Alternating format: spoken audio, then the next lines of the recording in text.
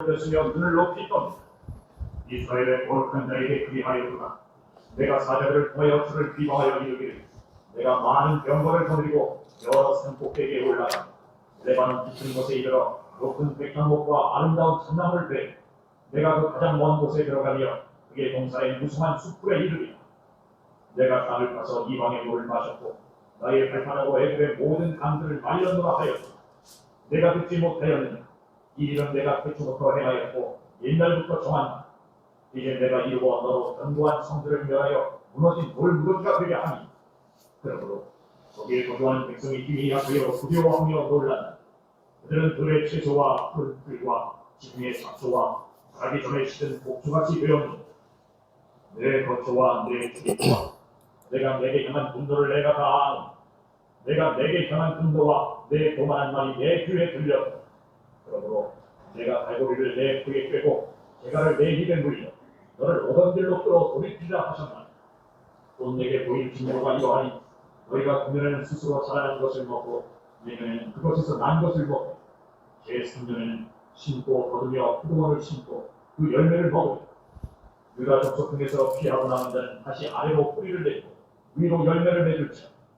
남은 자는 예루살렘에서부터 나올 것이요 피하는 자는 시온산에서부터 나오니 여호와의 열심히 이 일을 이루리라 하셨나니 그러므로 여호와께서 아수르 왕을 가리켜 이르시되 그가 이 성에 이르지 못하며 이리로 화살을 쏘지 못하고 방패를 성을 향하여 세우지 못하며 치려고 토성을 쌓지도 못하고 오던 길로 돌아가고 이 성에 이르지 못하리라 하셨으니 이는 여호와의 말씀이시라. 내가 나와 나의 종 다윗을 위하여 이 성을 보호하여 구원하리라 하셨나니 하였더라.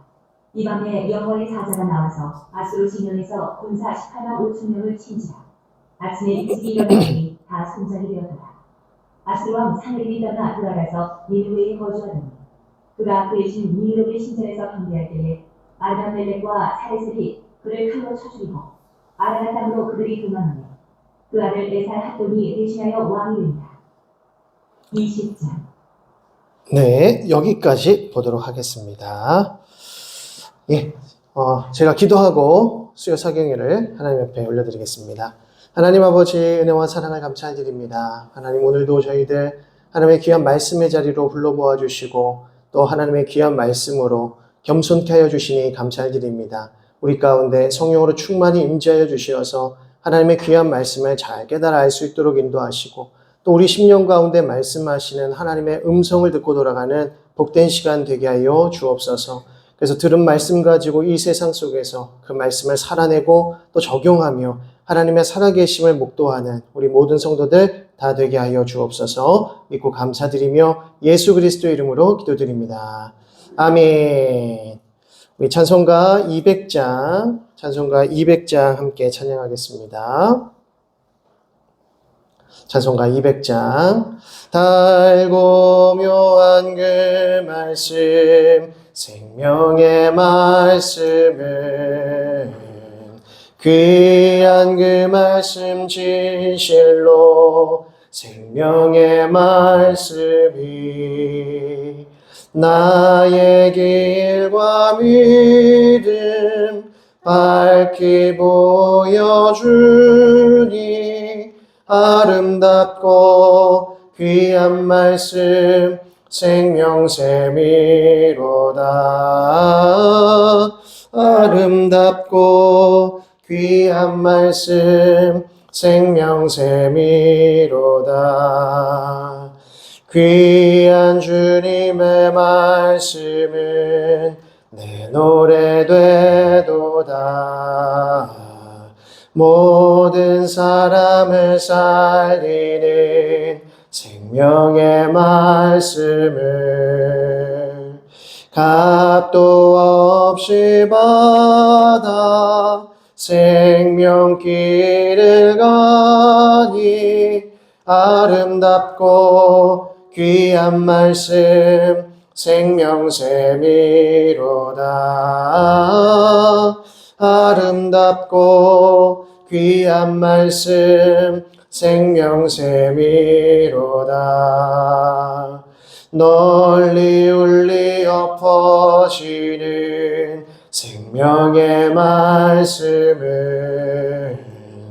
마음의 용서와 평안을 골고루 주나니 다만 예수 말씀 듣고 복을 받네 아름답고 귀한 말씀 생명샘이로다 아름답고 귀한 말씀 생명샘이로다 아멘. 우리 하나님의 말씀 열왕기하 18장 1절에서 8절까지의 말씀을 보겠습니다. 열왕기하 18장 1절에서 8절까지의 말씀 우리 한 절씩 교독하여 읽겠습니다. 이스라엘의 왕 엘라의 아들 호세아 제3년에 유다 왕 아하스의 아들 히스기야가 왕이 되니 예루살렘에서 20년 다녔습니다. 그의 어머니의 이름은 아비고 사라의 딸이다. 히스기야가 그의 조상 다윗의 모든 행위와 같이 여호와께서 보시기에 정직하게 행하여 그가 여러 산당들을 지어하여 자손을 기리며 아세라 목사를 지으며 호세아가 만들었던 꼴을 이스라엘에서 때까지 하여 명하고 그것을 붙이고 그 이스라엘에 일컬었다. 히스기야가 이스라엘 하나님 여호와를 의지하였는데 그의 전후 유다 여러 왕 중에 그러한 자가 없었으니 그가 여호와께 연락하여 그에게 떠나지 아니하고 여호와께서 모세에게 명령하신 계명을 지켜하였다. 여호와께서 그와 함께 하심에 그가 어디로 가든지 형통하였더라. 저가 아수르 왕을 배반하고 섬기지 아니하였고 그가 블레셋 사람들을 쳐서 가사와 그 사방에 이르고 망대에서부터 견고한 성까지 이르렀더라. 아멘. 네, 우리는 지난 시간까지 예후 왕조와 그 예후 왕조 이후에 있었던 남유다와 북이스라엘 왕국의 왕들을 좀 살펴보면서 결국 북이스라엘이 멸망하는 과정까지 저희가 보았습니다. 그래서 예후 왕조를 통해서 하나님께서 아합 왕조를 치시고 진멸하신 이후에 또 남유다 역시도 계속해서 정의로운 의로운 왕들이 세워지면서 이 개혁 시대를 이제 이루어 갔던 것을 보게 됐습니다. 그런데 이제 북말기 시대에 오면서 이제 예후 왕조가 끝이 나고 이제 계속해서 또 모반이 일어나면서 결국 북이스라엘은 패망의 길로 나아가게 되고요. 그리고 이제 남유다 역시도 이제 남유다 말기 시대로 접어드는 것을 이렇게 보게 되었습니다. 그래서 지난 시간까지 우리가 북이스라엘이 멸망하는 과정을 보았는데 북이스라엘 멸망과 관련된 매우 중요한 구절을 잠깐 좀 살펴보고 넘어가도록 하겠습니다. 우리 17장 19절에서 23절까지의 말씀인데요. 결국 북이스라엘이 왜 멸망하였는가? 왜 멸망의 길을 갈 수밖에 없었는지에 대해서 말씀해 주는 구절입니다.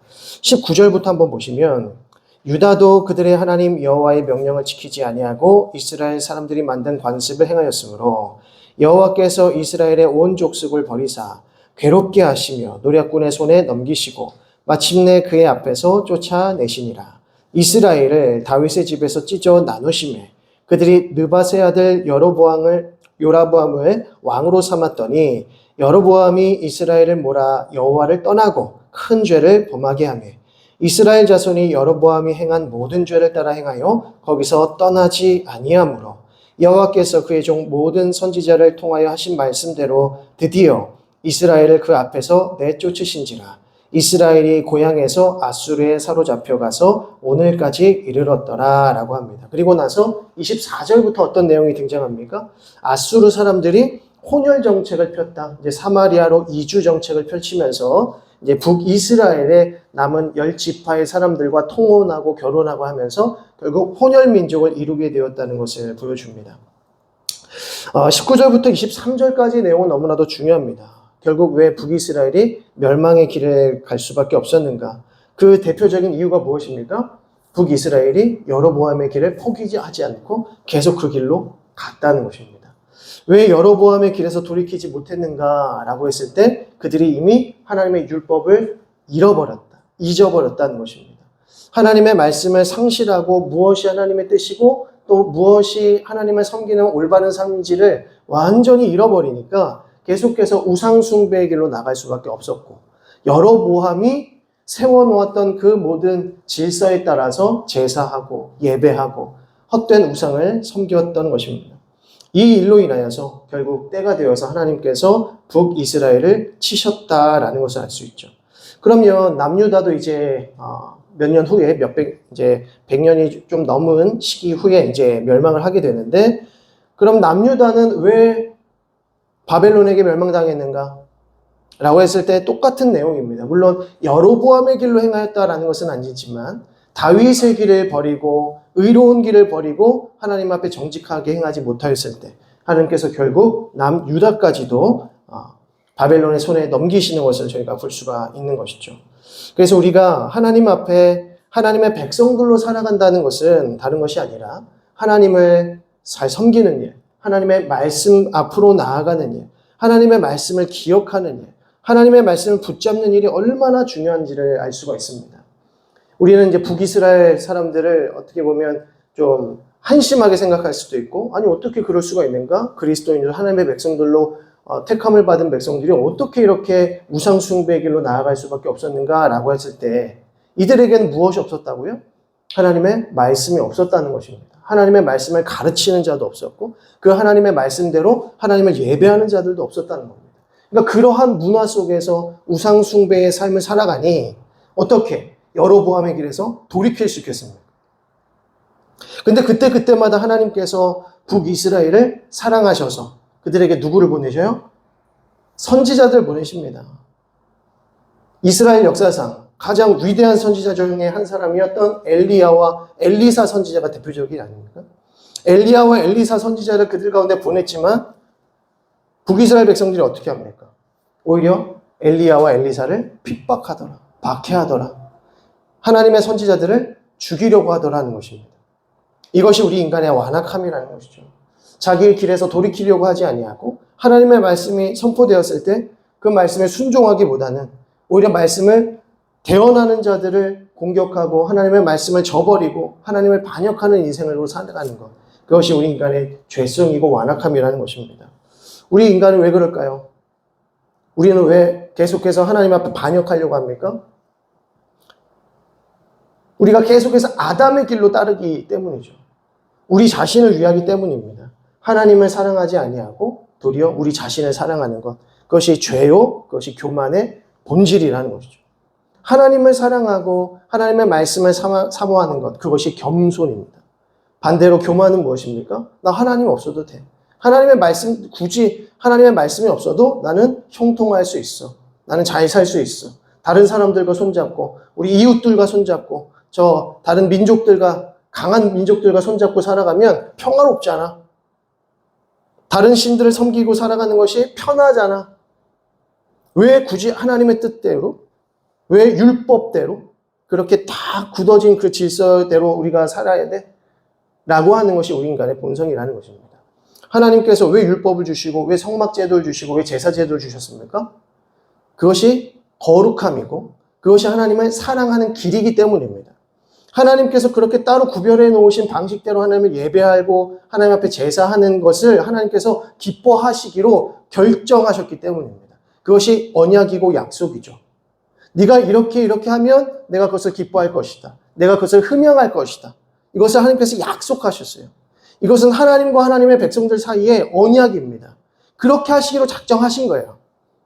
그래서 이스라엘 백성들이 그렇게 하나님을 섬기면 하나님께서 기뻐하시면서 그들에게 복을 주시는 것, 그것이 하나님과 하나님의 백성들과의 관계였고 언약이었다는 겁니다. 그런데 그렇게 하기 싫은 거죠. 하나님의 뜻대로 그 언약한 대로 살기가 싫은 겁니다. 그러니까 우상 숭배하고 내가 원하는 신을 섬기고 내가 원하는 방식대로 하나님을 섬기겠다, 신을 섬기겠다라고 하는 것이 우리 인간의 죄성이라는 겁니다. 그래서 어떻게든지 하나님께로부터 벗어나려고 하는 것, 그것이 우리 인간의 죄성이다라는 거죠.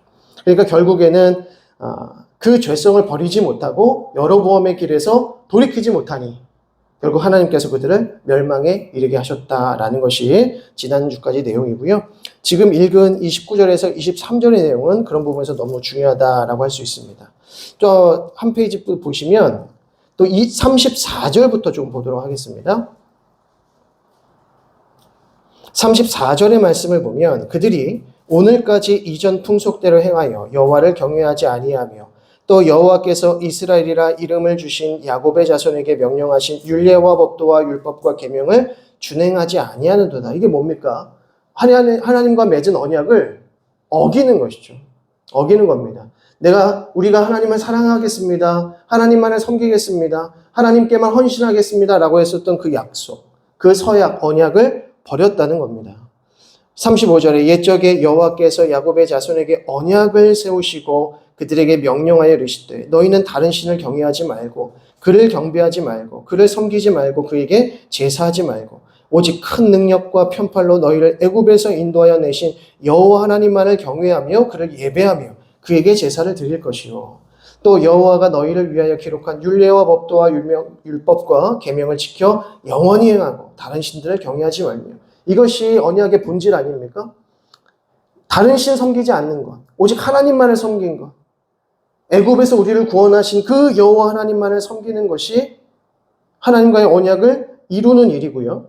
그리고 다른 이방 신들을 섬기는 것이 아니라 하나님의 그 율례와 법도와 율법과 계명을 지켜 행하는 것, 그것을 부단히 다음 세대들에게 가르치는 것, 전수하는 것, 그래서 하나님을 알게 하는 것이 하나님의 백성들의 의무고 책임이라는 겁니다. 그런데 전수해주지 않으니까, 남겨주지 않으니까, 가르쳐주지 않으니까 그 다음 세대가 하나님의 율법을 버렸다는 겁니다. 자, 38절에 또 내가 너희와 세운 언약을 잊지 말며 다른 신들을 경외하지 말고 오직 너희 하나님 여호와를 경외하라. 그가 너희를 모든 원수의 손에서 건져내리라 하셨으나 그러나 그들이 듣지 아니하고 오히려 이전 풍속대로 행하였느니라. 이 여러 민족이 여호와를 경외하고 또 그 아로 새긴 우상을 섬기니 그들의 자자손손인 그들의 조상들이 행하던 대로 그들도 오늘까지 행하니라. 무슨 말입니까? 북이스라엘이 왜 멸망할 수밖에 없었는지 다시 한번 말씀하시는 거죠. 그들은 나와의 언약을 버렸다라는 것입니다. 이것이 이제 성경이 말씀하는 간음, 영적 간음이고 행음입니다. 하나님을 섬기지 아니하고 다른 신 섬기는 것, 그것이 영적인 간음이라고 하는 것이죠. 하나님의 율법을 떠나서 하나님의 계명을 떠나서 하나님의 말씀을 따라서 내가 원하는 대로 내가 기뻐하는 대로 내가 편한 대로 하나님을 섬기겠다라고 하는 것, 그것 역시도 행음, 영적 행음이라고 하는 것입니다. 이것은 멸망의 길로 가는 것이죠. 그게 수순입니다.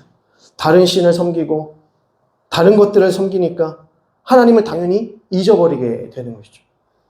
이따가 보시겠지만 개혁은 무엇이냐? 영적 개혁, 영적 부흥은 무엇이냐? 하나님의 율법을 다시 찾는 겁니다. 하나님의 말씀으로 다시 돌아가는 겁니다. 너무 단조로운 것이고 너무 단순한 것이지만 이것이 안 돼서 개혁이 안 되고 이것이 안 돼서 부흥이 안 되더라는 거죠. 하나님과의 관계가 회복되지 않더라는 겁니다. 자, 그 부분까지 이제 좀 보도록 하겠습니다. 자, 이제 히스기야 왕의 내용을 좀 봅니다. 이제 북이스라엘은 멸망해서 이제 사라져 버렸고요. 이제 남유다만 남은 상황이 바로 이제 히스기야 이야기부터 스토리부터 시작이 됩니다. 자, 18장 1절을 말씀을 보시면 이스라엘 왕 엘라의 아들 호세아 제3년에 유다 왕 아하스의 아들 히스기야가 왕이 되니 그가 왕이 될 때의 나이가 25세라 예루살렘에서 29년간 다스리니라. 그의 어머니 이름은 아비오 스가리아의 딸이더라. 히스기야가 그의 조상 다윗의 모든 행위와 같이 여호와께서 보시기에 정직하게 행하여. 이거는 너무 중요한 말씀인데요. 3절에 다윗의 모든 행위와 같이.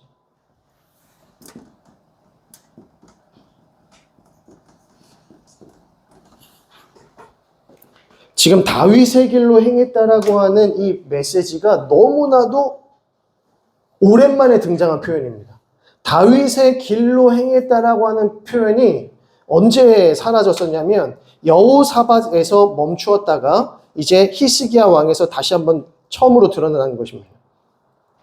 아사 왕과 여호사밧 왕이, 이제 아사 왕 누구입니까? 르호보암 다음 왕이죠. 솔로몬, 르호보암, 아사 왕이었는데 아사 왕이 다윗의 길로 행했던 왕이었습니다. 그리고 이 아사 왕 다음에 이제 여호사밧 왕 때에 이 아사 왕의 길로 행했다, 이게 여호사밧의 평가입니다. 그러니까 다윗의 길로 행했었던 아사 왕의 길로 여호사밧도 행했다. 그리고 그 다음부터는 다윗의 길로 행했다라는 표현이 전혀 등장하지 않고 다만 정직하게 행했다라는 표현이 등장합니다.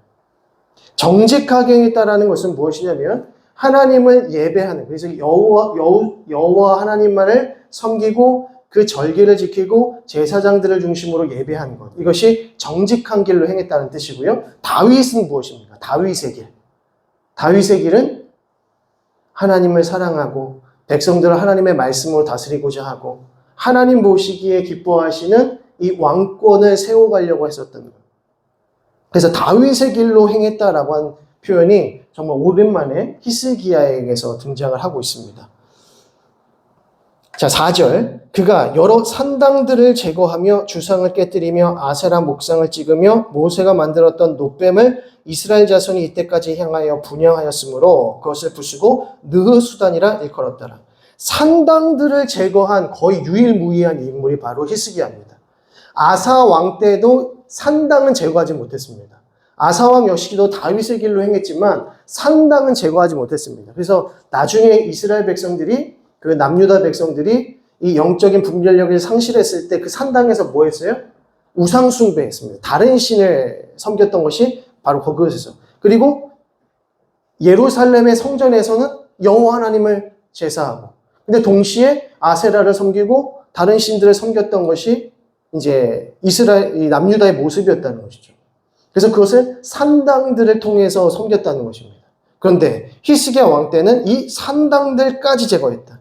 그래서 주상들을 다 깨뜨렸다. 아세라 목상을 찍었다라고 하는 것이고요. 심지어 모세가 만들었던 그 놋뱀을 이스라엘 자손들이 여태까지 가지고 있었는데 그것까지 부쉈다는 거죠.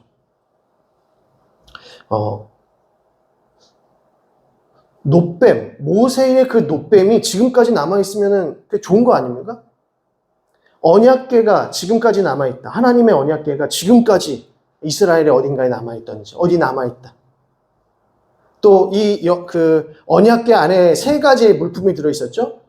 2돌판, 약속의 언약의 2돌판과 그리고 만나 항아리, 그리고 아론의 쌍난 지팡이, 이 3개가 있었습니다. 이 3가지가 여전히 남아있다면 어떤 일이 벌어질까요? 하나님을 더 잘 섬기지 않겠습니까? 더 잘 섬기지 않을까요? 이걸 아론의 쌍난 지팡이를 보면서 하나님의 놀라우신 역사를 바라보면서 하나님의 그 위대하심을 막 찬양하고 그러지 않겠습니까? 그 언약궤를 바라보면서 하나님을 예배했었던 구약의 백성들을 향하면서 우리도 그렇게 제사해야지 막 이렇게 생각하지 않겠습니까? 근데 우리 인간은 그렇게 생각하지 않는다는 겁니다. 그래서 하나님께서 이 우상 숭배에 관련된 모든 것들을 다 버리시는 거예요. 다 버리십니다. 그래서 지금 구약 시대에 성스럽게 섬겨졌던 그 모든 것들은 남아있지 않죠. 심지어 우리가 보고 있는 이 성경조차도 저희가 이제 성경을 볼 때 성경의 원본이 있을 거 아닙니까? 그 성경 원본을 다른 사람들이 필사해서 그것이 이제 지금까지 이렇게 쭉 이어온 것일 텐데, 근데 지금 성경의 원본, 구약 성경의 원본, 그리고 신약 성경의 원본 없습니다. 지금 우리가 성경을 보는 건 다 사본을 번역한 책들이에요. 원본이 남아있지 않습니다. 왜 그랬을까요? 왜 원본이 남아있지 않아요? 그거 누가 어떻게 버렸을까요? 뭐 불태웠나 누가? 왜 원본이 남아있지 않을까요? 그 원본 남아있으면 어떻게 되겠습니까? 우상 숭배한다는 거. 그것을 성스러워하면서 그걸 섬긴다는 거죠. 그게 누가 하는 겁니까? 로마 카톨릭이 하는 거죠. 지금 그래서 이스라엘의 이제 그 성지를 몇 군데 가보면 모세의 교회, 야곱의 우물 이런 게 다 있어요. 그러면 그때 진짜 모세의 교회가 모세가 거기서 회당 짓고 하나님을 예배했던 곳일까요? 그거 아니죠. 남아있지 않습니다. 어딘지도 그거 어떻게 합니까? 모세가 회막을 지어가지고 당시에 이스라엘 백성들도 몰랐는데, 이후에 로마 카톨릭이나 정교회 사람들이 그것을 교회를 하나하나 세우더라는 거죠. 왜 그랬습니까? 기념하기 위해서. 그런데 사람들의 마음은 뭡니까? 그 안에 들어가서 뭔가 기도를 하고 예배를 드리면 더 하나님의 그 모든 뭔가의 그 영역을 더 깊게 받을 것 같고 치유가 막 금방금방 일어날 것 같고 이게 뭡니까? 이게 우상 숭배죠. 우리에게는 이미 하나님의 말씀이 있는데 그 하나님의 말씀을 섬기고 순종하고 따라가면 하나님과 동행하는 삶이라고 말씀하시는데 그것보다 모세의 교회에 가서 야곱의 우물에 가서 뭔가 그걸로 씻고 요단강에서 한 7번 씻으면 내 몸이 쫙 낫지 않을까라고 하는 그런 생각들이 우리 가운데 있다는 겁니다. 이게 우리 인간의 완악한 종교심이라고 하는 거죠. 그래서 이 히스기야는 그것마저도 버리고 뭐라고 합니까? 느후스단이라고 일컬었습니다. 느후스단이라고 하는 것이 밑에 뭐라고 주석 달려 있습니까? 노조각이라는 거예요. 노조각. 그러니까 이 노뱀, 모세의 노뱀은 뭐다? 노조각이다 이거. 이거는 거룩한 하나님의 성물이 아니라 이것은 그냥 노시다. 아세라 목상은 거룩한 신이 아니라 나무다. 무슨 말인지 아시겠죠? 이것은 아무것도 아니라는 겁니다. 그래서 이것까지도 다 부수고요. 5절에 히스기야가 이스라엘 하나님 여호와를 의지하였는데 그의 전후 유다 여러 왕 중에 그러한 자가 없었다라고 평가를 합니다. 너무 중요한 평가입니다. 5절 같은 경우에는 전후 유다 여러 왕 중에 그러한 자가 없었다는 점. 그만큼 의로운 왕, 선한 왕으로 평가를 받고 있습니다. 그리고 6절에 곧 그가 여호와께 연합하여 그에게서 떠나지 아니하고 여호와께서 모세에게 명령하신 계명을 지켰다. 여호와께서 그와 함께 하심에 그가 어디로 가든지 형통하였더라. 저가 아수르 왕을 배반하고 섬기지 아니하였다. 여기 너무나도 반가운 표현입니다. 여호와께서 그와 함께 하심에 그가 어디로 가든지 형통했다. 이거 누구한테 하신 말씀이에요? 요셉에게 하신 말씀이요. 여호수아에게 하신 말씀이요. 모세에게 하신 말씀입니다. 근데 사사시대 이후로는 이런 표현이 등장하지 않지 않습니까? 다윗 때에 다시 한번 그것이 회복되어지죠. 하나님과 동행하고 하나님과 연합하면서 하나님께서 형통하게 하시는 인생. 이것이 참으로 복된 인생인데 이러한 복된 인생을 살아가던 왕들이 유일무이하다라는 것을 알 수 있습니다.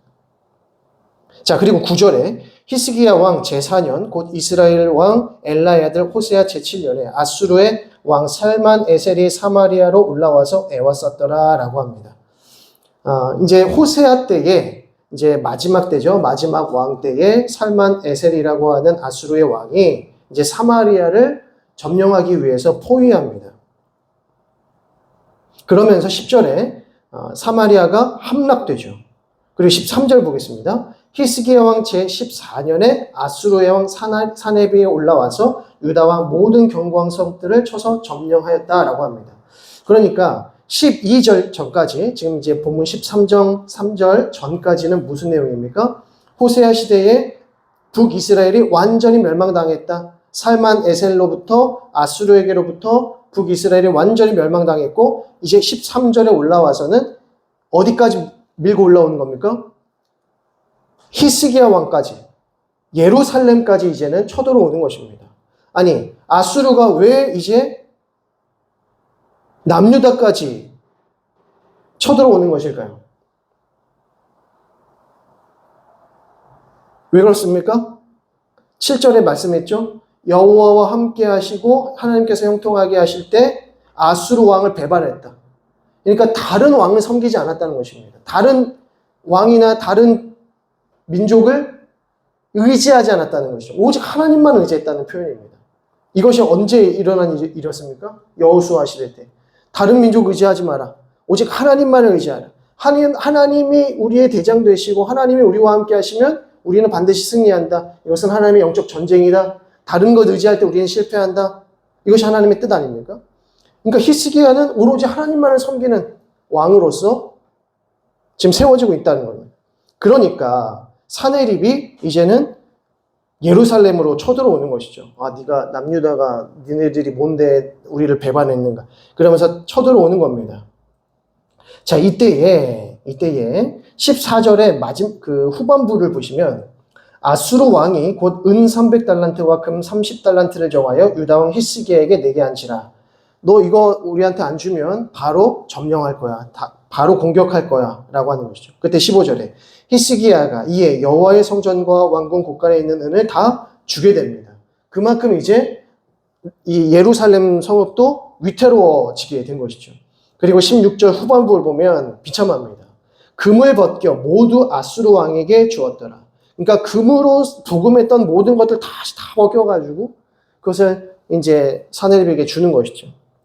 17절 아수르 왕이 나르단과 랍사리스와 랍사게로 하여금 대군을 거느리고 라기스에서부터 예루살렘으로 가서 히스기야 왕을 치게 하며 이렇게 다 벗겨주었는데도 어떡합니까? 예루살렘으로 공격하러 오는 겁니다.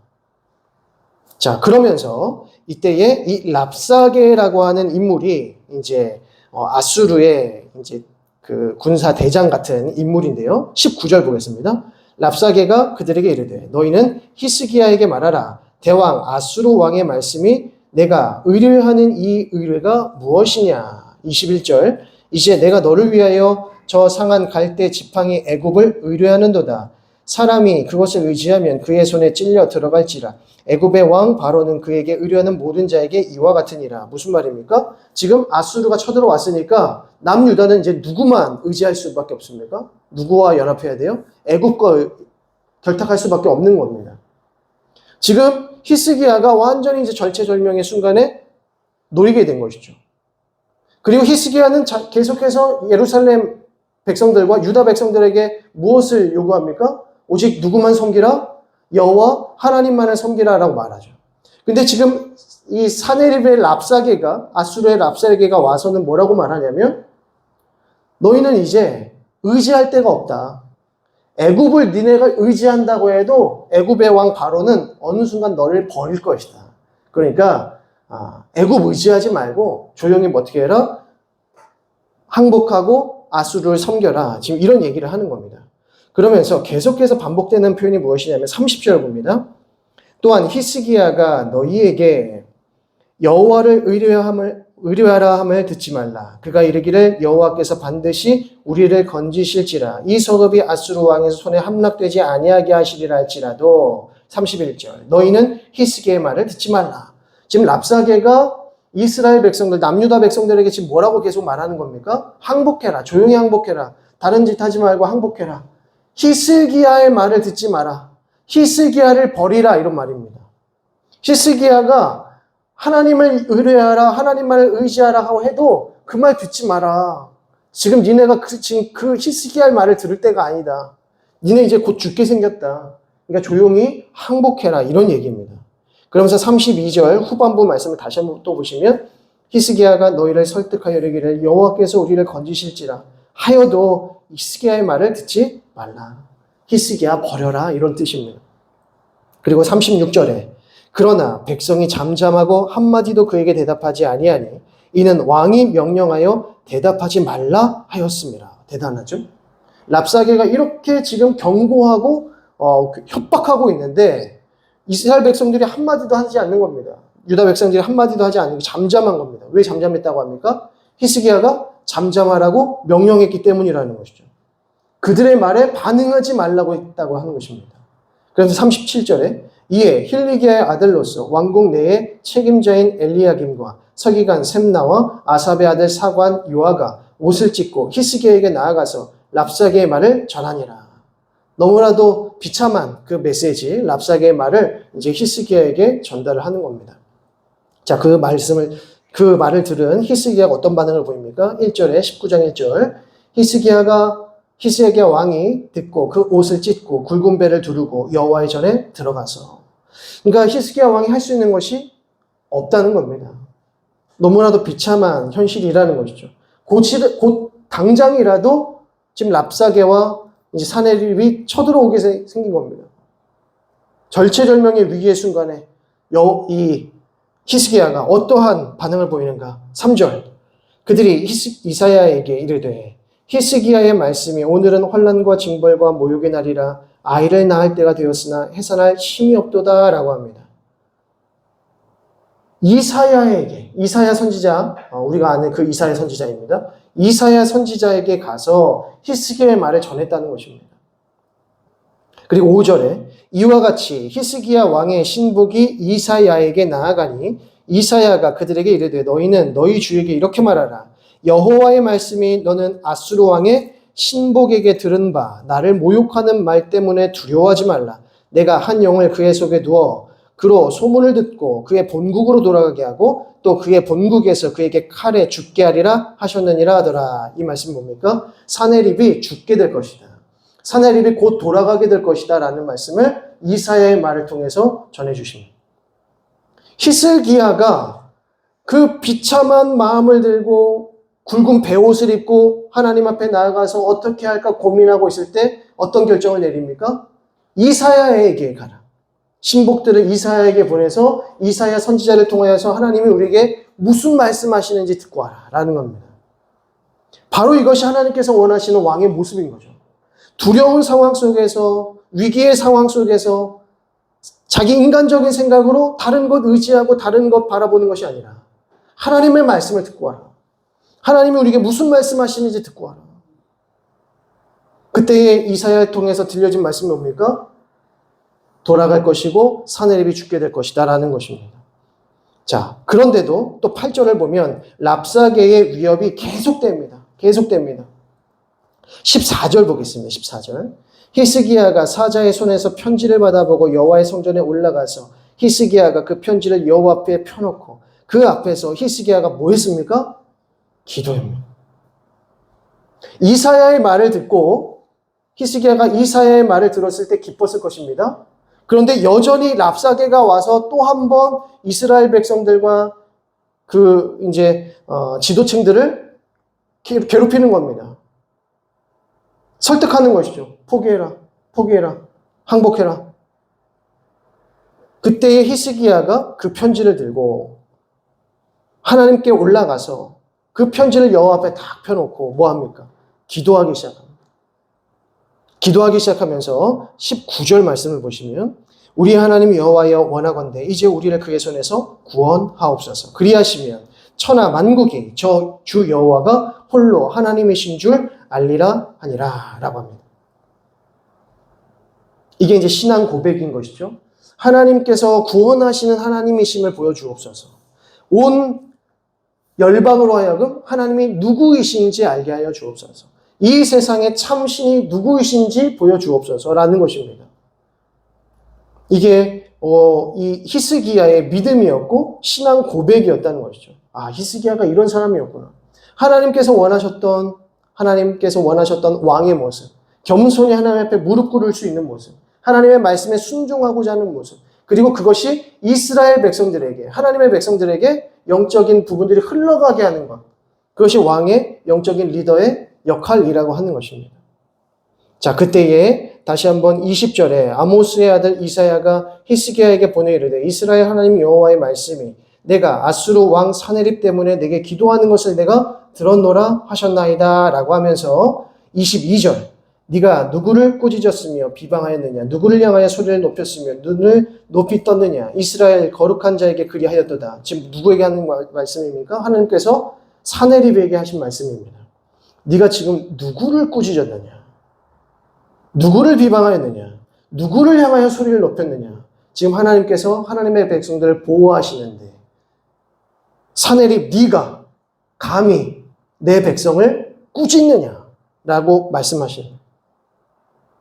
그리고 25절에 네가 듣지 못하였느냐 이 일은 내가 태초부터 행하였고 옛날부터 정한 바라. 이제 내가 이루어 너로 견고한 성들을 멸하여 무너진 돌무더기가 되게 함이니라. 아수르를 무너뜨리시겠다는 거죠. 그리고 28절에 네가 내게 향한 분노와 내 교만한 말이 내 귀에 들렸도다. 그러므로 내가 갈고리를 내 코에 꿰고 재갈을 내 입에 물려 너를 오던 길로 끌어 돌이키리라 라고 합니다. 아수르를 멸망시키시겠다는 겁니다. 자, 한번 잘 생각해 보십시오. 북이스라엘이 왜 멸망당했습니까? 북이스라엘 국가가 다윗의 길로 행하지 않고 하나님 섬기지 않고 교만하게 여로보암의 길로 행하면서 우상 숭배의 길을 버리지 않았기 때문입니다. 그래서 하나님께서 누구를 도구로 삼으셔서 이스라엘 백성들을 무너뜨리시죠? 아수르를 하나님의 칼로 삼으셔서 북이스라엘을 멸망시키십니다. 자, 그런데 지금 아수르가 지금 뭐 하는 겁니까? 28절에 네가 내게 향한 분노와 교만한 말이 내 귀에 들렸도다. 네가 지금 선 넘었다는 겁니다. 너는 딱 거기까지 내가 사용하는 족속인데 지금 어디까지 넘어오는 거예요? 남유다까지 넘어오면서 하나님께서 원하시지 않는 일들을 지금 교만하게 행하고 있다는 겁니다. 그러니까 하나님께서 아수르에게도 원하셨던 그 사용 방법이 있었고 그 정도가 있었다는 것이죠. 범위가 있었다는 것입니다. 너는 북이스라엘을 위한 나의 칼이다라는 겁니다. 그런데 지금 남유다 왕까지 가서 게다가 하나님의 뜻 가운데 하나님의 마음을 흡족하게 해드리고 있는 히스기야 왕에게 와서 위협을 하다니. 그러니까 하나님께서 그들을 치신다는 겁니다. 자, 그렇게 해서 결국에는 어떻게 됩니까? 이제 사네립 왕이 죽게 됩니다. 자, 그리고 19장 34절 말씀. 내가 나와 나의 종 다윗을 위하여 이 성을 보호하여 구원하리라 하셨나이다 하였더라. 하나님께서 예루살렘을 구원하시고 히스기야를 구원하시고 남유다 백성들을 구원하신 이유가 무엇입니까? 내가 나와 나의 종 다윗을 위하여 그 언약을 위하여 내가 너희를 구원하리라 하는 것이죠. 자, 그렇게 해서 35절에 이 밤에 여호와의 사자가 나와서 아수르 진영에서 군사 18만 5천 명을 친지라. 아침에 일찍이 일어나 보니 다 송장이 되었더라. 그리고 이제 사네립이 떠나게 되고요. 37절에 그가 그의 신 니스록의 신전에서 경배할 때 아들 암멜렉과 사레셀이 그를 칼로 쳐 죽이고 라고 합니다. 살해당하는 것이 암살당했습니다. 사네립이 비참하게 죽게 되는 것이죠. 자, 20장으로 넘어갑니다. 그때에 히스기야가 병들어 죽게 되며 아모스의 아들 선지자 이사야가 그에게 와서 그에게 이르되 여호와의 말씀이 너는 집을 정리하라. 내가 죽고 살지 못하리라 하셨나이다. 히스기야가 낯을 벽으로 향하고 여호와께 기도하여 이르되 라고 합니다. 통곡하면서 기도하는 것이죠. 근데 5절에 너는 돌아가서 내 백성의 주권자 히스기야에게 이르기를 왕의 조상 다윗의 하나님 여호와의 말씀이 내가 내 기도를 들었고 내 눈물을 보았노라. 내가 너를 낫게 하리니 내가 3일 만에 여호와의 성전에 올라가겠고 내가 내 날에 15년을 더할 것이며 내가 너와 이 성을 아수르 왕의 손에서 구원하고 내가 나를 위하고 또 내 종 다윗을 위함으로 이 성을 보호하리라 라고 합니다.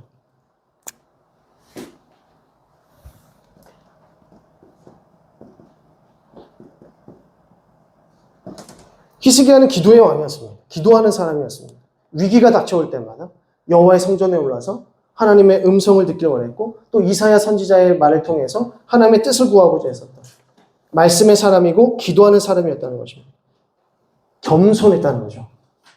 하나님께서 그의 기도를 들으시고 그의 겸손을 기쁘게 받으셔서 어떻게 하십니까? 15년의 날수를 더하십니다. 자, 그런데 문제가 생깁니다. 12절. 그때의 발라단의 아들 바벨론의 왕 브로닥 발라단이 히스기야가 병들었다 함을 듣고 편지와 예물을 그에게 보냈다라는 것입니다. 병들었다는 소식을 지금 바벨론의 왕이 듣고 찾아오는 겁니다. 이때까지도 바벨론은 그렇게 부궁했던 강했던 나라가 아니었습니다. 그냥 신흥 막 이렇게 떠오르는 신흥 강국 정도였지 아주 압도적인 힘을 갖고 있지 못했습니다. 그래서 이 바벨론의 사자들이 지금 히스기야가 병들었다는 걸 듣고 찾아와서 예물을 들고 막 이렇게 하는 것이죠. 자, 근데 그때 히스기야가 무엇을 하는가? 13절. 히스기야가 사자들의 말을 듣고 자기 보물고의 금은과 향품과 보배로운 기름과 그의 군기구와 창고의 모든 것을 다 사자들에게 보였는데 왕궁과 그의 나라 안에 있는 모든 것 중에서 히스기야가 그들에게 보이지 아니한 것이 없다라고 합니다. 그러면서 선지자 이사야가 히스기야 왕에게 찾아갑니다. 그러면서 뭐라고 말합니까? 14절에 이 사람들이 무슨 말을 하였으며 어디서부터 왕에게 나왔나이까? 히스기야가 이르되 먼 지방 바벨론에서 왔나이다 하니 이사야가 이르되 그들이 왕궁에서 무엇을 보았나이까 하니 히스기야가 대답하되 내 궁에 있는 것을 그들이 다 보았나니 나의 창고에서 하나도 보이지 아니한 것이 없나이다 하더라. 17절 여호와의 말씀이 날이 이르리니 왕궁의 모든 것과 왕의 조상들이 오늘까지 쌓아두었던 것이 바벨론으로 옮긴 바 되고 하나도 남지 아니할 것이요 18절 중간 부분에 바벨론 왕궁의 환관이 되리라 하셨나이다 라고 합니다. 환관으로도 쫓겨나고 이제 신복으로도 이제 바벨론의 포로로 끌려가게 될 것이라는 거죠. 당신이 보여주었던 바벨론 사자들에게 보여줬던 모든 것을 다 빼앗기게 될 것입니다. 라는 겁니다. 이게 빼앗기게 될 것이라는 것이 어떤 의미일까요?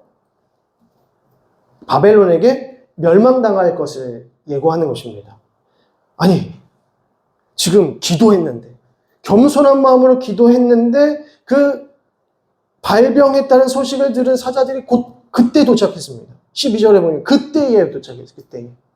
기도의 응답을 받고 15년의 날수가 길리라라는 그 응답을 받은 직후 그때에 갑자기 사자들이 오는 것이죠.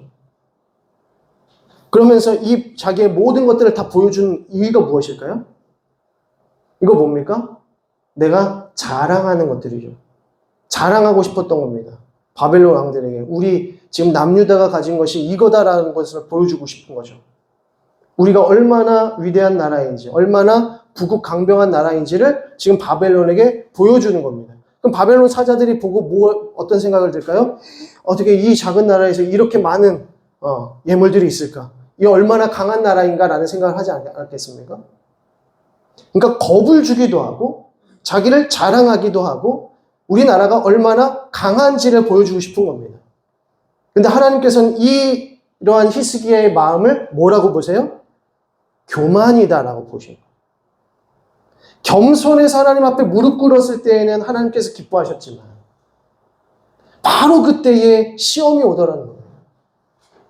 하나님께서 그 겸손한 기도를 들으시고 응답하셨는데 그 순간 찾아오는 것이 시험이더라는 거예요. 근데 그 시험에 걸려 넘어지는 겁니다. 교만한 자세, 교만한 마음으로 나아가는 것이죠. 하나님을 자랑하는 것이 아니라 내가 가진 것들, 나의 강함, 나의 명예, 인기를 드러내는 것이죠.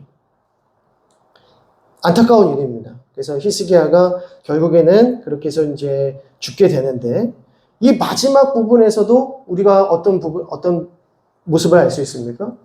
완벽한 왕이 없구나.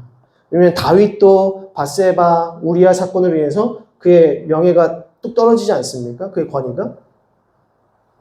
히스기야 역시도 다윗과 같은 왕으로 기억될 수 있었지만 딱 한순간 하나의 이 교만함 때문에 또 꺾이는 모습을 보게 되는 것이죠. 이로써 우리가 볼 때 열왕기하가 계속해서 왕들의 모습을 계속해 기록해 주지만 완벽한 왕, 100% 완벽한 왕은 없다라는 것을 또 보여주고 있습니다. 거의 99% 다 왕 같은데 갑자기 또 교만한 모습 때문에 온전하지 못한 모습을 보게 되는 것이죠. 그럼 우리는 어떤 생각을 하게 됩니까? 온전한 왕은 없다. 우리 사람들에게, 영적 지도자들에게 온전한 왕은 없는 것인가? 온전한 지도자는 없는 것인가? 이 온전한 지도자가 없다라고 하는 이 메시지가 우리에게 어떤 교훈을 줍니까? 온전하신 그리스도를 보게 합니다. 우리에게 온전하신 그리스도, 우리에게 온전하신 왕, 하나님께서 기뻐하시는 하나님의 통치자가 이 땅 가운데 오신다라는 것을 기대하게 하는 겁니다. 자, 21장으로 넘어갑니다. 이제 므낫세 왕이 왕이 되는데 그는 55년간 다스렸다고 합니다. 굉장히 오랫동안 다스리게 되는데요.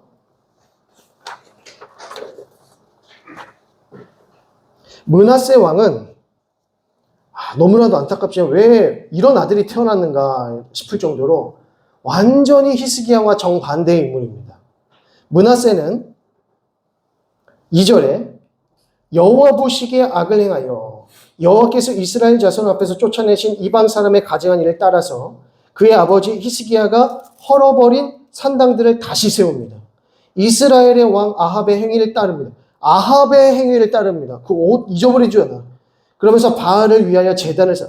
갑자기 또 바알과 아세라의 목상을 가지고 옵니다. 하늘의 1월 성신들을 막 경배하기 시작하고요. 5절에 또 여호와의 성전 두 마당에 하늘의 1월 성신을 위한 제단을 따로 쌓습니다. 하나님의 성전에.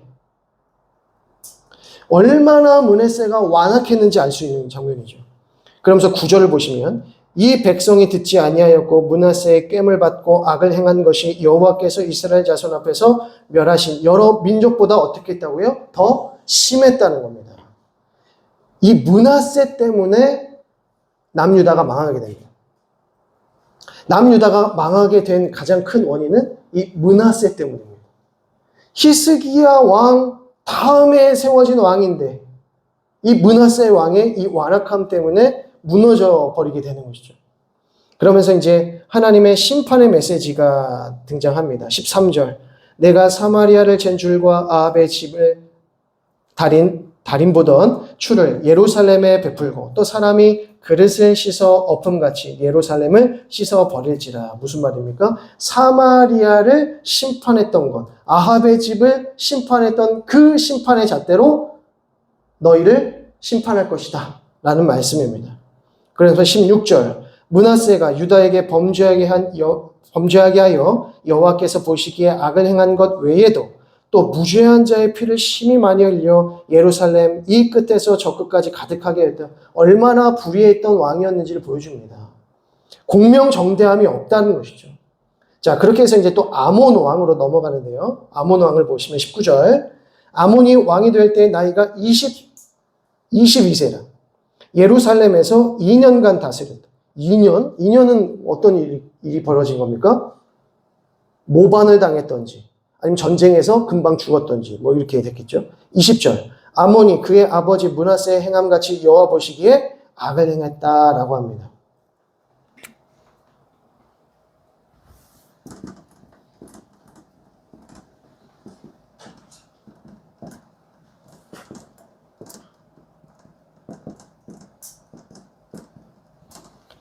지금 아몬이 누구의 길로 걸었다고 말합니까? 므낫세의 길로 걸었다는 거예요. 므낫세의 길로. 21절. 그의 아버지가 행한 모든 길로 행하여 그의 아버지가 섬기던 우상들을 섬겨 그것들에게 경배했다. 그래서 결국 23절을 보시면 그의 신복들이 그에게 반역하여 왕을 궁중에서 죽였다라고 합니다. 아몬은 궁중에서 죽임을 당합니다. 2년 만에. 자, 그 다음에 요시야 왕. 자, 요시야 왕도 너무 중요합니다. 요시야 왕도 마지막 선한 왕, 마지막 의로운 왕으로 기억되는데요. 22장 1절 보시면 요시야가 왕위에 오를 때의 나이가 8세라. 왜 8세이겠습니까? 아빠가 금방 죽었으니까. 2년 만에 죽지 않았습니까? 그러니까 8세의 왕이 됩니다. 예루살렘에서 31년간 다스리게 되고요. 2절을 보시면 요시야가 여호와 보시기에 정직하게 행하여 그의 조상 다윗의 모든 길로 행했다. 갑자기 또 다윗의 길로 행한 지도자가 나타납니다. 자, 여기서 다윗의 길로 행했던 남유다의 왕, 뭐 북이스라엘도 포함하겠죠. 남유다의 왕이 누구입니까? 제일 첫 번째 아사 왕, 두 번째 여호사밧 왕, 그리고 세 번째 히스기야 왕, 그리고 마지막이 요시야 왕입니다. 하나님 앞에 정직하게 행했다라고 할 때에 4명의 왕이 더 추가가 되는데 요아스, 아마샤, 아사랴, 요담입니다. 자, 요거는 한번 정리를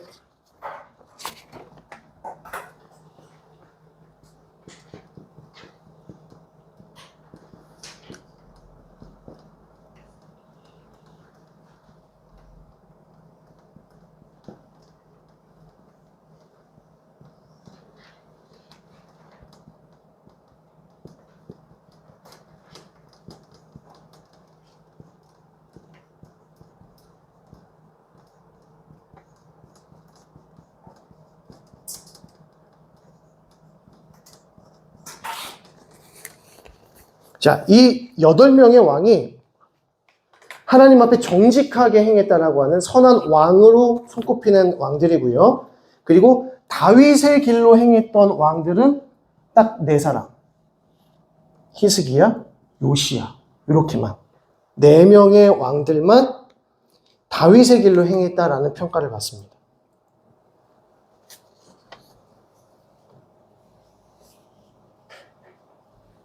자, 그렇다면 요시야 왕이 어떻게 했길래 다윗의 길로 행했을까?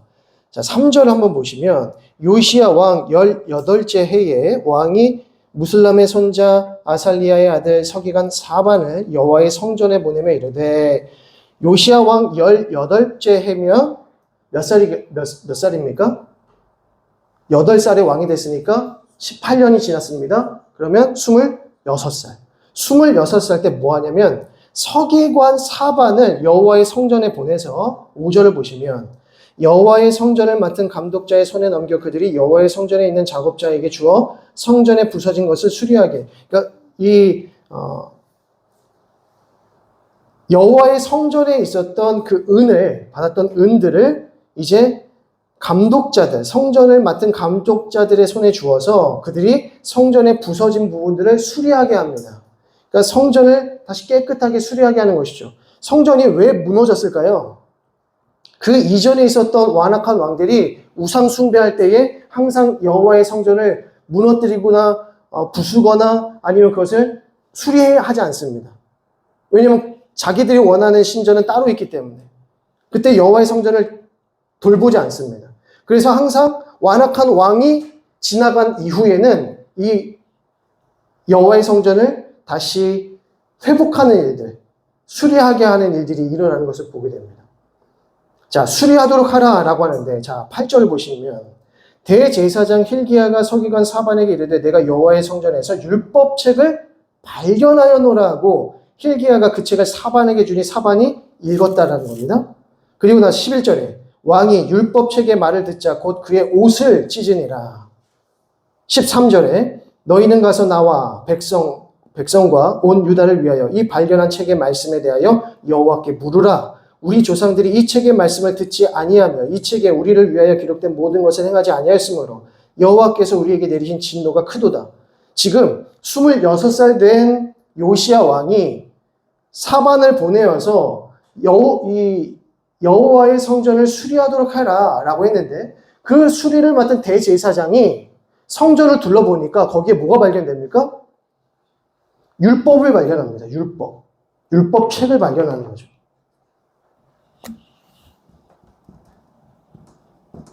아니, 율법책이 있는 거를 몰랐을까요? 몰랐다는 겁니다. 지금 므낫세 55년 다스렸어요. 그리고 아몬이 2년 다스렸습니다. 이게 누구 책임입니까? 왜 요시야가 율법책이 있는 걸 왜 몰랐습니까? 므낫세 때문이죠. 므낫세가 55년 통치할 동안 하나님의 그 율법책을 찾지도 않고 그 율법책을 거들떠보지도 않았대요. 그래서 그 다음 세대의 왕들이 모르는 겁니다. 율법책이 있는지도 모르는 겁니다. 심각한 상태인 거죠. 그래서 이 율법책이 뭔지 알아와라 라는 겁니다. 요시야 왕이. 이 율법책이 도대체 뭔지 빨리 알아와라. 지금 그 말씀을 하고 있는 거예요. 자, 그러면서 23장 보시겠습니다. 23장 1절에 왕이 보내 유다와 예루살렘의 모든 장로를 자기에게로 모으고 2절에 이에 왕이 여호와의 성전에 올라가매 유다 모든 사람과 예루살렘 주민과 제사장들과 선지자들과 모든 백성이 노소를 막론하고 다 왕과 함께한지라. 왕이 여호와의 성전 안에서 발견한 언약책의 모든 말씀을 읽어 무리의 귀에 들리고 왕이 단 위에 서서 여호와 앞에서 언약을 세우되 마음을 다하고 뜻을 다하여 여호와께 순종하고 그의 계명과 법도와 율례를 지켜 이 책에 기록된 이 언약의 말씀을 이루게 하리라 하매 백성이 다 그 언약을 따르기로 하니라. 놀라운 일이 벌어집니다. 이제 서른도 되지 아니한 왕이 율법책을 찾고 그 율법책의 의미를 깨닫고 하나님이 누구이신지를 깨닫는 그 순간에 온 이스라엘 백성들을 불러 모으고는 율법책을 낭독하더라고요. 그리고 하나님이 어떤 분이신지를 드러내기 시작합니다. 이게 뭡니까? 개혁이고 이게 부흥이에요. 하나님의 말씀 앞으로 나아가는 겁니다. 하나님의 말씀이 낭독되어지는 그 자리 가운데 있는 것이 부흥이고 개혁이라는 것이죠. 이거를 못해서 망하는 겁니다. 이거를 못해서 심판을 당하는 겁니다. 그 하나님 앞에 그 말씀의 자리에 그냥 나아가는 것인데 이게 안 돼서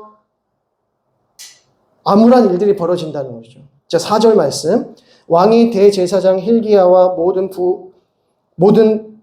부제사장들과 문을 지킨 자들에게 명령하여 바알과 아세라와 하늘의 1월 송신을 위하여 만든 모든 그릇들을 여호와의 성전에서 내다가 예루살렘 바깥 기도로반에서 불사르고 그것들의 재를 베델로 가져가게 하고 옛적에 유다 왕들이 세워서 유다 모든 성읍과 예루살렘 주의 산당들에서 분향하며 우상을 섬기게 한 제사장들을 폐하며 또 바알과 해와 달과 별대와 하늘의 모든 별에게 분향하는 자들을 패하고 도대체 어느 정도의 우상 숭배의 일들을 벌였는지 이거를 다 나열하기도 정신이 없습니다. 이거를 하나하나 다 지금 제거하고 불사르고 다 파괴하는 것이죠. 그러면서 8절에 또 유다 각 성읍에서 모든 제사장을 불러 모으고 제사장이 분향하던 산당을 게바에서부터 브에세바까지 더럽게 하고 또 성문의 산당들을 헐어버렸으니 이 산당들은 그 성읍의 지도자 여호수아의 대문 어귀 곧 성문 왼쪽에 있었더라 라고 합니다. 지금 어느 정도까지 지금 요시야가 개혁을 벌이고 있는지를 보여주는 겁니다. 자, 10절에 왕이 또 흰놈의 아들 골짜기에 도벳을 더럽게 하여 어떤 사람도 몰록에게 드리기 위하여 자기의 자녀들을 불로 지나가지 못하게 하고, 그러니까 이방 신들의 모든 이 우상 숭배의 문화를 하나하나 다 제거하는 작업입니다. 하나하나 다 제거합니다. 자, 그리고 13절 또 예루살렘 앞 멸망의 산 오른쪽에 세운 산당들 왕이 더럽게 하였으니 이는 옛적에 이스라엘 왕 솔로몬이 시돈 사람의 가증한 아스다롯과 모압 사람의 가증한 그모스와 암몬 자손의 가증한 밀곰을 위해 세웠던 것이며 그것들도 다 보로. 자, 그리고 중요한 부분입니다. 15절 또한 이스라엘에게 범죄하게 한 느밧의 아들 여로보암이 베델에 세운 제단과 산당을 왕이 헐고 또 그 산당을 불사르고 빻아서 가루를 만들며 또 아세라 목상을 불살랐더라. 여로보암이 세웠던 베델과 단에 있었던 산당을 누가 부숩니까? 요시야가 부숩니다. 북이스라엘을 멸망당하게 했던 그 가장 근원적인 요소를 지금 요시야가 무너뜨리고 있다는 거죠. 자, 그리고 중요한 부분이 이것입니다. 21절에 왕이 뭇 백성에게 명령하여 이르되 이 언약책에 기록된 대로 너희의 하나님 여호와를 위하여 유월절을 지키라. 사사가 이스라엘을 다스리던 시대부터 이스라엘 여러 왕의 시대와 유다 여러 왕의 시대에 이렇게 유월절을 지킨 일이 없었다. 언제부터 유월절을 안 지켰다고요? 사사가 이스라엘을 다스리던 시대부터 유월절이 지켜진 적이 없다는 겁니다. 아시겠죠? 북이스라엘과 남유다가 왜 멸망의 길을 갈 수밖에 없었는지. 그러면서 마지막 25절은 별표입니다. 요시야와 같이 마음을 다하며 뜻을 다하며 힘을 다하여 모세의 모든 율법을 따라 여호와께로 돌이킨 왕은 요시야 전에도 없었고 후에도 그와 같은 자가 없었더라. 바로 앞부분에 히스기야가 그런 왕이었다라고 얘기해 놨으면서 지금 다시 한번 요시야 왕도 전후에 그런 왕이 없었다 이렇게 칭찬해요. 그러니까 성경은 칭찬하고 싶은 겁니다. 히스기야 왕을 칭찬하고 싶은 거고 요시야 왕을 막 칭찬하고 싶은 거예요. 이런 왕이 없다. 그러니까 하나님의 마음이죠. 하나님께서는 작은 그 기도의 무릎까지도 응답하시는 분입니다. 어떻게 하든지 하나님께 돌아오면 아무리 완악했던 왕이라도 잠깐 기도하고 염려하고 하나님의 이름 부르짖으면 용서하시고 회복하고 싶어 하시는 것이 바로 하나님의 마음이라는 것이죠. 그런데 요시야나 히스기야 같은 왕들은 얼마나 하나님께서 기뻐하셨겠는가라고 하는 겁니다. 자, 요시야도 죽게 되는데 좀 안타깝게 죽게 됩니다. 요시야가 어떻게 죽냐면 29절 보시면 요시야 당시에 애굽의 왕 바로 느고가 아수르 왕을 치고자 하여 유브라데 강으로 올라오므로 요시야 왕이 맞서 나갔더니 애굽 왕이 요시야를 무깃도에서 만났을 때에 죽인지라라고 합니다. 이게 이제 그 유명한 갈그미스 전투인데요. 이 갈그미스 전투에서 요시야 왕이 이제 죽게 됩니다. 그래서 애굽 왕과 아수르 왕 사이에 이제 끼어서 그 자리에서 이제 중재를 하려고 하다가 죽게 되는 것이죠. 자, 그 다음부터는 이제 그냥 말씀만 드리겠습니다. 여호아스, 여호아긴, 시드기야 다 어떤 왕입니까? 악을 행하는 왕입니다. 여호아스, 여호아긴, 시드기야 모두가 므낫세의 길에서 떠나지 못한 왕으로 평가를 받고요. 결국 그 기간이 길지가 않습니다. 30년도 채 안 되고 20년 살짝 넘는 기간에 다 멸망당하게 됩니다. 시드기야가 마지막 왕인데요. 멸망당합니다. 근데 그 이유가 무엇이냐? 아수르와 바벨론과 애굽 사이에 껴서 여기에 붙었다가 저기에 붙었다가 또 배신했다가 또 여기 붙었다가 이러다가 죽게 되는 겁니다. 그게 22년 사이에 다 끝이 나버립니다. 요시아가 31년 다스릴 때 다윗에게 율법책 모든 우상들을 다 깨끗이 했던 이 사역을 했는데 그 아들들이 그걸 못 배우는 거죠. 그걸 못 배우고 결국에는 죽음의 길로 멸망의 길로 나아갔다라는 것이 이제 남유다의 슬픈 이야기입니다. 그런데 왜 하나님께서 이 요시아의 마음을 받아주시지 않았을까라고 했을 때 하나님께서 므낫세로 인한 진노를 거두시지 않았다라고 합니다. 므낫세로 인한 그 마음을 하나님께서 거두시지 않았다라는 것이죠. 26절 보겠습니다. 마지막 구절입니다.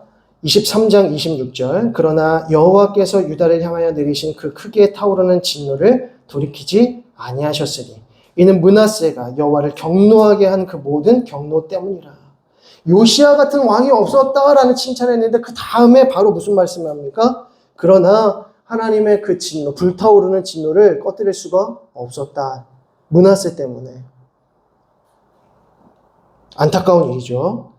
히스기야와 요시아 사이에 있었던 이 므낫세 왕으로 인해서 하나님께서 바벨론을 통해서 이 남유다를 이제 버리시기로 또 새로운 구원의 일을 행하시기로 작정하신 것을 볼 수가 있습니다. 그래서 이렇게 해서 결국에는 이제 남유다까지도 바벨론에게 침공당해서 멸망을 당하는 이야기가 드러납니다. 자, 마지막 교훈의 말씀만 짧게 드리고 마치겠습니다. 열왕기서는 우리에게 어떤 메시지를 주는 것일까요? 누구를 섬길 것인가 라고 하는 겁니다. 여호수아처럼 내 집은 여호와만을 섬기리라. 그러니까 너희도 오늘날 선택하라, 결정하라, 누구를 섬길지 결정하라. 이것이 여호수아의 마지막 유언의 메시지였습니다. 그런데 그때 내가 하나님을 섬기겠습니다, 하나님의 말씀을 섬기겠습니다 하는 자들은 하나님의 백성으로 살아나는 것이고 그렇지 못한 자들은 멸망의 길로 나아가는 것입니다. 또한 사사와 이 열왕기의 이 수많은 왕들의 모습을 보면서 우리가 무슨 생각을 하게 된다고요? 온전한 왕은 없다라는 사실을 알게 됩니다. 아무리 온전하다고 할지라도 부족한 면모들이 나타나더라는 것이죠. 그러면서 우리는 온전한 지도자이신 예수 그리스도를 바라보게 됩니다. 이 언약으로 말미암아 다윗 언약으로 말미암아 우리 가운데 오실 예수 그리스도 그분으로 인하여서 우리가 하나님의 백성이 된다라고 하는 부분들을 예고해 주는 것이고요. 그리고 마지막으로는 하나님의 말씀을 따르는 백성들이 하나님의 나라의 백성들이다. 선지자들을 따르고 엘리야와 엘리사의 메시지를 따르고 수많은 선지자의 말에 귀를 기울이는 것, 청종하는 것, 그것이 하나님 나라의 왕이고 하나님 나라의 백성이다라는 것입니다. 그래서 율법책을 내 입에서 떠나지 말게 하라 라고 하는 그 메시지가 어떤 메시지인지 알게 되는 것이죠. 자, 이렇게 하시면 이제 11기까지의 메시지도 다 마무리가 되고요. 이제 저희가 다음 주 이제 24일입니다. 24일 쉬고요. 그리고 31일 또 송구영신일로 쉬고요. 그리고 다음 주는 저희가 이제 신년 특세 기간이기 때문에 이제 3주 동안 저희가 모임이 없는데 11월 둘째 주에 이제 다시 저희가 모일 때에는 역대 상하를 뛰어넘고 에스라부터 이제 쭉 다시 좀 보면서 이제 예언서로 들어가도록 하겠습니다. 또 3주 동안 열심히 또 성경 읽어주시고 또 이제 새해가 밝는데 또 새해에 내가 포기했던 것들, 중간에 포기했다, 잃어버렸던 율법책을 내가 다시 찾겠다. 다시 나에게 개혁이 일어나기를 소망하는 마음으로 다시 또 성경을 읽어가시면 좋겠습니다. 기도하겠습니다. 하나님 아버지의 은혜와 사랑을 감사드립니다. 하나님께서 기뻐하시는 하나님의 백성들이 어떠한 삶을 살아가야 하는지 다시 한번 돌아보게 하시고 또 느끼게 하시고 결단하게 하심을 감사드립니다. 하나님께서 우리에게 주신 이 생명의 말씀 하나님 끝까지 부여잡고 하나님의 뜻을 이루어드리며 순종의 길로 나아갈 수 있는 우리 모두가 되어질 수 있도록 인도하여 주옵소서. 여로보암의 길에서 방황하지 않게 하시고 다윗의 길에서 하나님을 흡족하게 하며 하나님께만 영광 올려드릴 수 있는 믿음의 백성들로 살아갈 수 있도록 역사하여 주옵소서. 하나님 우리가 다시 만날 때까지 은혜와 평강으로 인도하여 주시고 건강한 모습, 밝은 모습으로 만날 수 있도록 붙잡아 주옵소서. 믿고 감사드리며 예수 그리스도의 이름으로 기도드립니다. 아멘. 하늘에 계신 우리 아버지여 이름이 거룩히 여김을 받으시오며 나라의 임하옵시며 뜻이 하늘에서 이룬 것 같이 땅에서도 이루어지이다. 오늘날 우리에게 일용할 양식을 주옵시고 우리가 우리에게 죄 지은 자를 사하여 준 것 같이 우리 죄를 사하여 주옵시고 우리를 시험에 들게 하지 마옵시고 다만 악에서 구하옵소서. 대개 나라와 권세와 영광이 아버지께 영원히 있사옵나이다. 아멘. 수고하셨습니다. 옆에 분들에게 수고하셨습니다. 인사하시겠습니다.